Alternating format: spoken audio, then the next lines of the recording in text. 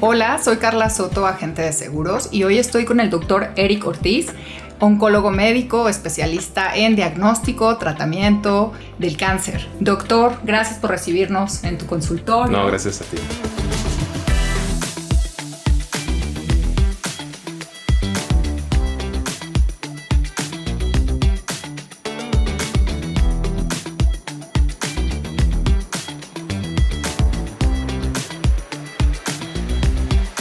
Bueno, estamos aquí para platicar sobre por qué es importante hablar de cáncer hoy y cuál es el cáncer más común en población mexicana. ¿Nos puedes platicar al respecto? Sí, claro, con gusto. Es importante hablar de cáncer porque es una de las enfermedades que más incremento en el número de casos se ha presentado. Y es una enfermedad que desgraciadamente para su atención, para su diagnóstico, requiere de muchos recursos y también requiere de muchos equipos de especialistas que puedan estar integrados para poder dar la mejor atención. Se considera que en México, por lo menos el año pasado, hubo más de 90,000 muertes por este tipo de diagnóstico. Ahí podemos ver la relevancia de este tipo de enfermedades. Y se considera, de acuerdo a datos de la OMS, que de aquí al 2050, los casos de cáncer pueden incrementar hasta en un 70%, alcanzando prácticamente el primer lugar en causas de muerte a nivel mundial.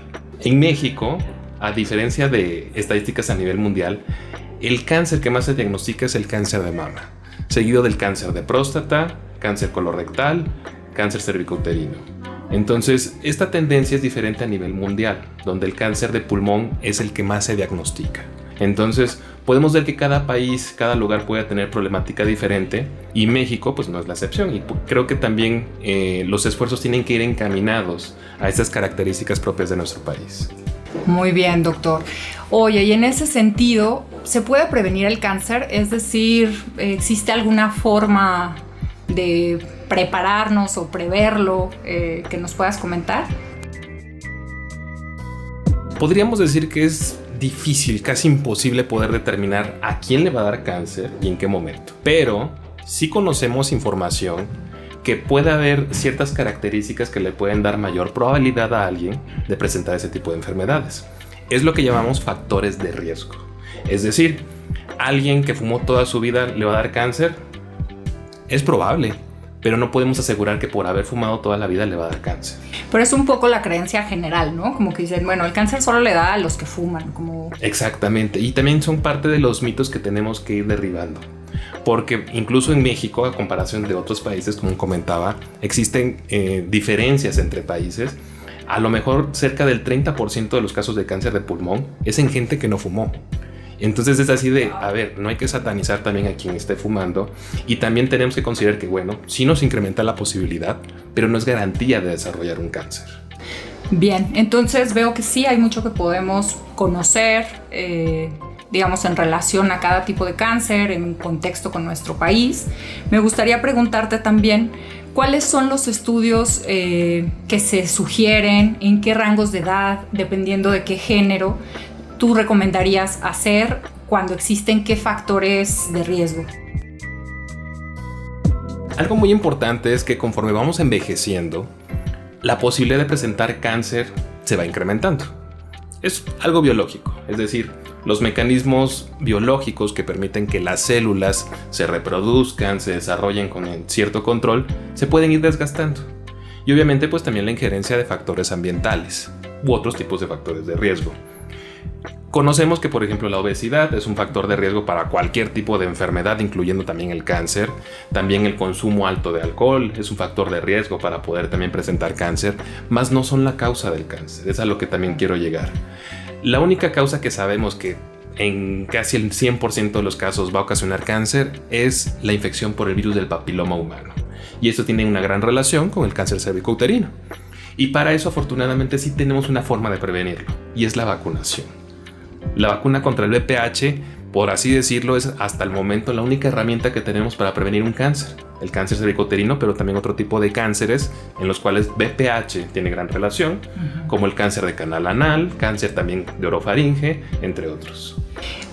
¿A qué edad, por ejemplo, se sugiere esta vacunación? Solamente, digo, a lo mejor es desconocimiento, ¿no? Pero entiendo que era solamente aplicada a mujeres pero ¿cuál es tu opinión al respecto?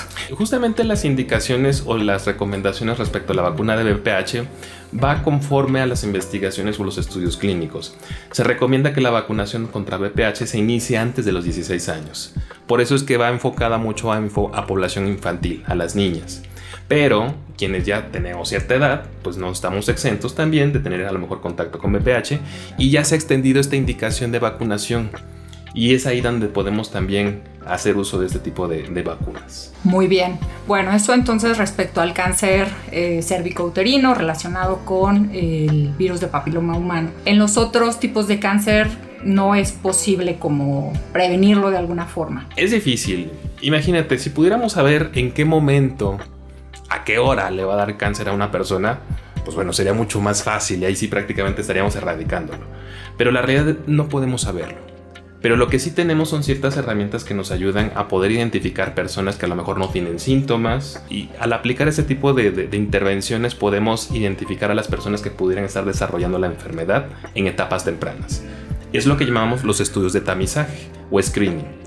Y esos tipos de estudios se tiene ya registrado a partir de qué edad, de qué sexo, incluso de qué factores de riesgo, y eso pues ya son estudios que se van enfocando para el grueso de la población y enfocados también para los tipos de cánceres que son más frecuentes. Por ejemplo, en ese sentido, el cáncer de mama que nos comentas que es el más común en población mexicana, ¿qué tipos de tamizajes hay? ¿A quién se le recomienda hacerse un tamizaje? ¿O primero debe haber alguna sospecha, algún antecedente para indicarlo? En el caso del cáncer de mama, se recomienda que toda mujer a partir de los 40 años con un riesgo promedio se realice mastografía. Eso es muy importante porque justamente como bien lo comentas, el cáncer de mama es el cáncer más frecuente y muchas veces puede que vaya indolente el cáncer de mama. Es decir, podemos ir por la vida sin molestias, sin algún síntoma y entonces pudiéramos estar sufriendo de un cáncer sin saberlo. Y eso es algo muy importante. Los principales o los más comunes tipos de cáncer en las etapas tempranas o en etapas iniciales rara vez ocasionan algún síntoma. Entonces, está difícil. Si identificamos algo en una etapa temprana, tenemos más posibilidades, más opciones de tratarlo y también mayores posibilidades de éxito. En el caso del cáncer de mama, como comentaba, mastografía con ultrasonido. Algo muy importante, un ultrasonido no sustituye a la mastografía, pero sí hay ciertas indicaciones donde podemos a lo mejor complementar con ultrasonido o realizar nada más la mastografía. Perfecto. Sí, me imagino que te da información diferente, ¿no? Bien. Ahora, algo clave. Cuando una persona ya recibe un diagnóstico de cualquier tipo de cáncer, pues, ¿cuáles son los siguientes pasos? ¿Qué relevancia cobra tener un seguro de gastos médicos mayores? ¿Cuál es tu experiencia? ¿Qué nos puedes compartir a lo mejor en temas de gastos promedio? Es muy difícil y es muy variable. Sí me gustaría complementar también y recomendar realizar los tipos de estudios de tamizaje conforme también los riesgos. Es decir, si alguien tiene a partir de los 40 años, como comentamos, la mastografía. Pero también en población general, a partir de los 45 años, a los hombres de un riesgo promedio, realizar también antígeno prostático específico y también acompañarlo de una exploración física donde puede incluir un tacto rectal, justamente como parte de un proceso de tamizaje en el caso de los hombres. También hombres y mujeres a partir de los 45 años en una edad promedio, realizar también el estudio de detección de sangre oculta en heces y en dado caso complementarlo con una colonoscopía dependiendo de la situación. Eso que comento es en riesgo promedio, porque va a haber personas que van a decir, oye, yo tuve un antecedente familiar de alguien que tuvo ese tipo de enfermedades y a lo mejor de eso se puede adelantar, dependiendo de la situación. Y ya por lo mismo que se ha visto el efecto favorable que tienen los estudios de tamizaje, se ha extendido también los tamizajes para cáncer de pulmón incluso. Eso sí, personas a partir de los 50 años que se conozcan fumadores o que hayan tenido un factor de exposición a ciertos agentes agresivos, se recomienda realizar una tomografía de baja tasa de dosis como una forma de poder identificar de manera temprana aquellos casos de cáncer de pulmón que a lo mejor no están generando síntomas. Y también en caso de las mujeres poder realizar el estudio contra VPH acompañado incluso de una citología o el famoso Papa Nicolau a partir de los 25 años y realizarlo cada 5 años el estudio de VPH. Bien, doctor. No sé, me imagino que un porcentaje alto de los pacientes que llegan contigo tienen ya un diagnóstico, es decir, no llegan en una etapa temprana, ¿no? He escuchado, por ejemplo, algunas estadísticas del cáncer de próstata y demás. Entonces, cuando ya llegaron en ese momento con un diagnóstico, pues cuál es el procedimiento, te digo, cuáles son los gastos que puede generar el tratamiento, a lo mejor de un cáncer en particular que nos quieras ejemplificar, puede ser cáncer de mama o de próstata también. ¿A cuánto ascienden los gastos considerando, pues no sé, el diagnóstico, los estudios, pero también el tratamiento, la evolución? Son casos muy complejos, pero como bien dices, un gran volumen de estos casos desgraciadamente no se identifican o no se diagnostican dentro del consultorio del oncólogo. Muchas veces son hallazgos, es decir, a lo mejor el cirujano general atendió a una persona que tuvo una obstrucción intestinal y resulta que la obstrucción fue por un tumor de colon. O el caso también de una persona que llega primero con su ginecólogo porque sintió una bolita y ahí se identifica que fue cáncer de mama. Curiosamente, muchos casos no se diagnostican por métodos de tamizaje, sino que son hallazgos justamente por algún otro tipo de molestia, o la persona que estaba tosiendo y de repente se identifica desde una radiografía que hay una bolita y resulta que fue un tumor. Entonces, desgraciadamente, los casos antes de que lleguen a un oncólogo pueden tardar incluso años. Es decir, por lo mismo de poder estar identificando la causa del síntoma que están presentando, de la molestia, pueden ir a lo mejor por lo menos en promedio de 3 a 4 especialistas, o pueden tardar incluso hasta 6 meses en promedio antes de llegar con el oncólogo. Aquí lo importante es que si alguien tiene la sospecha de cáncer, inmediatamente vayan con un especialista en oncología. Algo muy importante también poder destacar que existen diferentes ramas o diferentes especialistas en oncología. Está el oncólogo, especialista a nivel quirúrgico, que es el cirujano oncólogo o el ginecólogo oncólogo. Estamos quienes practicamos la oncología clínica o la oncología médica, que nos encargamos más de los tratamientos sistémicos. O también puede ser otro tipo de especialistas con alguna alta especialidad en oncología. ¿Por qué es importante esto? Porque al tener una sospecha o tener algún estudio sugestivo de cáncer, vamos a implementar un tratamiento o un abordaje que nos permita optimizar los tiempos, optimizar también los recursos y con ello llegar lo más pronto posible a un diagnóstico de cáncer. ¿Por qué es importante esto? Hay casos donde a lo mejor la persona por algún síntoma ingresa a hospital, son interconsultas interminables con estudios que a lo mejor no eran necesarios y a lo mejor se eterniza el paciente en una hospitalización y cuando realmente el problema fue un cáncer a lo mejor poco común. Entonces, la intención de que el abordaje lo pueda iniciar un especialista en oncología es con la intención de poder optimizar recursos y tiempo. En ese sentido, o sea, dices optimizar recursos, pero, por ejemplo, una persona que a lo mejor tiene un seguro de gastos médicos que le va a cubrir completamente su tratamiento y demás, ¿por qué sería relevante optimizar los recursos económicos? Un diagnóstico de cáncer, también retomando un poquito la pregunta anterior, un diagnóstico de cáncer puede ser un gran impacto porque va a requerir muchos recursos, mucho tiempo. ¿De cuánto estamos hablando? Promedio. Yo sé que cada caso pues es único, ¿no? Que hay complicaciones y condiciones muy particulares, que incluso los niveles hospitalarios y todo esto, pero a lo mejor un promedio en tu experiencia. Bueno, ahorita recuerdo mucho el caso de un paciente con un diagnóstico de cáncer renal. Si ponemos en consideración que desde que se identificó un dolor abdominal, que el paciente se tuvo que operar, que después de la operación requiere un tratamiento con inmunoterapia para tratar de evitar que la enfermedad avanzara, por así decirlo, pues podemos decir que las cirugías son cerca de más de 200,000 pesos por lo menos. ¿Solo la cirugía? Por lo menos, podemos decir. Depende obviamente de la técnica, del especialista obviamente, que también por eso es muy importante. No es lo mismo que un especialista de inicio te indique a lo mejor una técnica, cuando a lo mejor esa técnica no te va a impactar mucho en el resultado. Y a lo mejor nada más como obteniendo una técnica laparoscópica puede ser más que suficiente. Lo comento porque sí es muy importante y como oncólogos nos fijamos mucho en cuál es el tipo de producto que tiene el paciente, si tiene un seguro de gastos médicos mayores y cuánto es lo que tenemos que conservar. Porque el tratamiento del paciente del que te puse en ejemplo, su tratamiento no termina con la cirugía. Eso me parece muy relevante. Puede ser incluso el inicio de un proceso que puede ser un proceso incluso muy largo. Entonces, si consideramos que apenas son 200,000 pesos y puede haber pólizas que pueden ser incluso de 2 millones de pesos, y si el paciente va a requerir inmunoterapia, una dosis de inmunoterapia, que también varía mucho el costo, si es en un centro de infusión, si es en un hospital, que puede rondar entre los 200,000 pesos hasta 500,000 pesos cada 3 semanas. Entonces podemos ya considerar o dimensionar el problema de gastarnos una póliza de gastos médicos que pueda estar muy limitada. Sí, por supuesto. Mencionaste el concepto clave que es suma asegurada, ¿no? Hay algunas que tienen una suma asegurada muy cortita, 2 millones pareciera mucho, digo, no los traemos aquí en el bolsillo, ¿verdad? Pero en un tratamiento, como dices, cada 3 semanas, pues hagan cuentas. ¿Cuánto me va a durar 2 millones? Entonces, qué bueno que podemos tocar estos temas, creo que son muy sensibles y creo que es una de las razones por las que hablar de cáncer nos recuerda la importancia de estar asegurados. En tu experiencia, doctor, pues ¿qué esfuerzos han hecho las aseguradoras pues para atender más oportunamente y mejor a estos pacientes?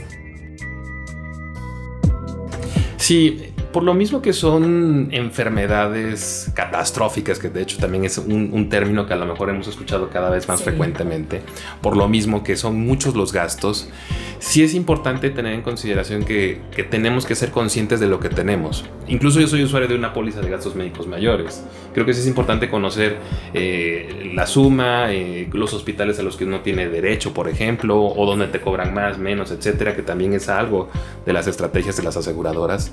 Y por lo mismo que son enfermedades que pueden requerir mucha inversión, muchos recursos, ha habido muy buenos esfuerzos, como por ejemplo Seguros Monterrey, New York Life, que han tenido esta estrategia de médicos a tu lado.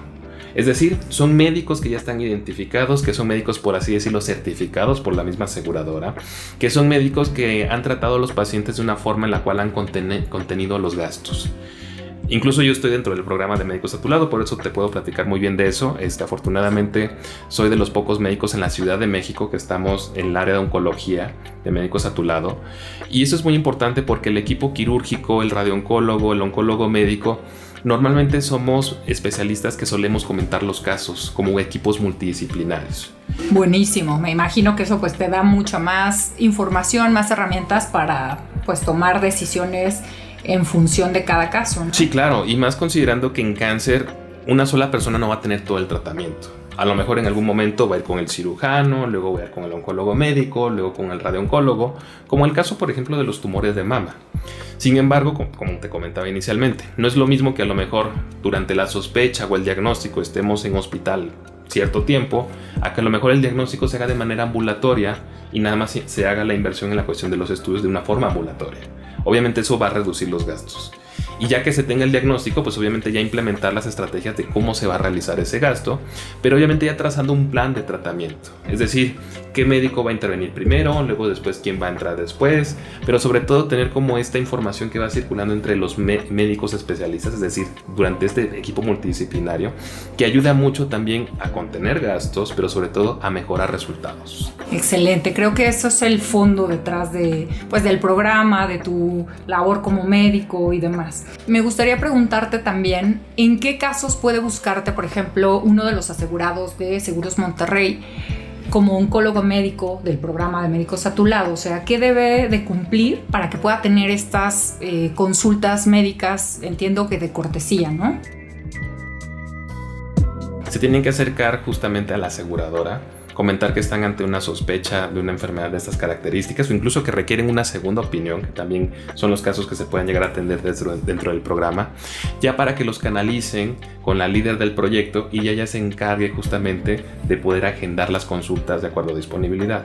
Relativamente es algo sencillo, es un muy buen esfuerzo y creo que también para allá van gran parte de los esfuerzos de las aseguradoras por lo mismo. Son enfermedades muy caras. De hecho, ahora que lo mencionas, Médicos a tu Lado, tengo entendido que surgió como un programa piloto solamente de la parte de trauma y ortopedia, de esa especialidad. Al día de hoy se ha ampliado a 7 especialidades más, entre ellas obviamente oncología por su impacto económico catastrófico que mencionabas, pero hay otras 7 especialidades más, ¿no? Entonces me parece muy relevante hablar de estos esfuerzos de las aseguradoras para contener gastos, pero también para dar una mejor atención, como lo mencionabas, más coordinada, más exacta a los pacientes que finalmente pues son nuestro objetivo. Doctor, mucha gente no sabe la diferencia, por ejemplo, o esto que mencionabas de atenderme en un hospital o un centro de infusión. ¿Cuál sería la diferencia? Yo la verdad es que no lo había escuchado, es desconocimiento total. El concepto de centros de infusión cada vez va emergiendo con mayor fuerza. Sin embargo, ya es un concepto pues, que ya tiene cierto tiempo vigente. Aquí justamente me gustaría como hacer un gran paréntesis, que los tratamientos oncológicos creo que también, o un diagnóstico oncológico de por sí genera mucho impacto, y tenemos muchas falsas creencias de cómo se vive un proceso de atención de alguien con diagnóstico oncológico. Si alguien recibe un diagnóstico oncológico, tiene un familiar con un diagnóstico de estas características, creen que esto va a debilitar a la persona, que se la van a pasar mal, que el tratamiento va a generar más daño que la enfermedad, y no es así. Lo comento porque quien recibe este tipo de diagnósticos y de tratamientos esperan todo recibirlo en un hospital porque creen que les va a ir muy mal, y no es cierto. Una persona que recibe un tratamiento oncológico va a recibir un acompañamiento, un seguimiento por su oncólogo. Y también el tipo de tratamiento que reciban puede ser muy diferente de la persona que a lo mejor vieron en la sala de espera de la clínica. Es decir, no les va a ir igual. Cada tratamiento es dirigido a las características que tiene esta persona. Y actualmente los tratamientos oncológicos han avanzado muchísimo en la cuestión de generar menos efectos adversos, generar mayor impacto o mejores resultados, pero también eso se traduce a veces en los costos. Un centro oncológico básicamente es un sitio donde se aplica el tratamiento oncológico, que puede ser vía intravenosa, a través de un catéter venoso central o a través de la venita periférica, y el paciente recibe también la atención y la vigilancia de un equipo especializado durante su tratamiento. Termina el tratamiento y se va a casa.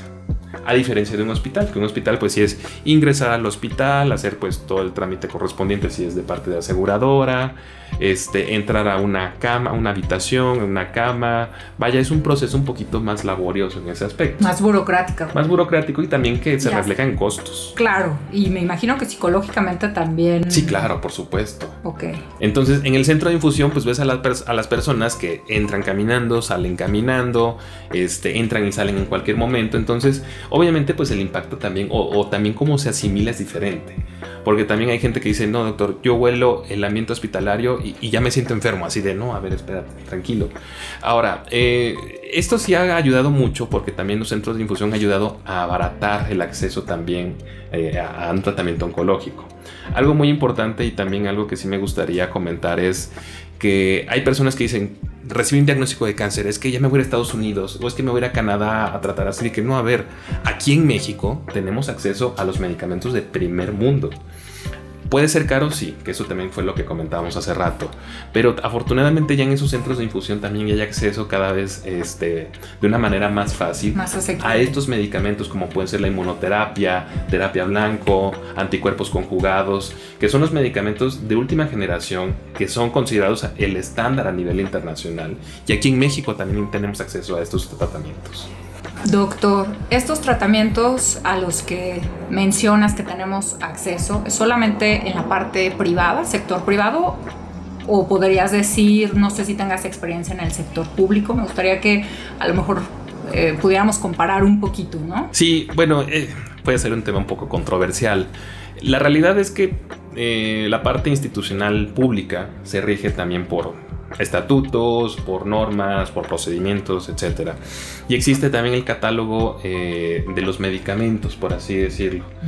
Técnicamente en este catálogo maestro de medicamentos a nivel público, pues están inmunoterapia, terapias blancas, etc. Sí existen, sí están considerados. El problema puede ser justamente el acceso, es decir, que los tengan disponibles, que a lo mejor haya constancia en el acceso a los medicamentos, entre muchas situaciones que desgraciadamente la medicina pública ahorita, pues a nivel México, pues sí ha sido impactada. Sin embargo, en la parte privada, pues podríamos decir, bueno, pues mientras haya acceso y haya oportunidad o haya un seguro de gastos médicos mayores que lo permita, pues la persona va a recibir el tratamiento que está determinado o estandarizado a nivel internacional. Eso es seguro.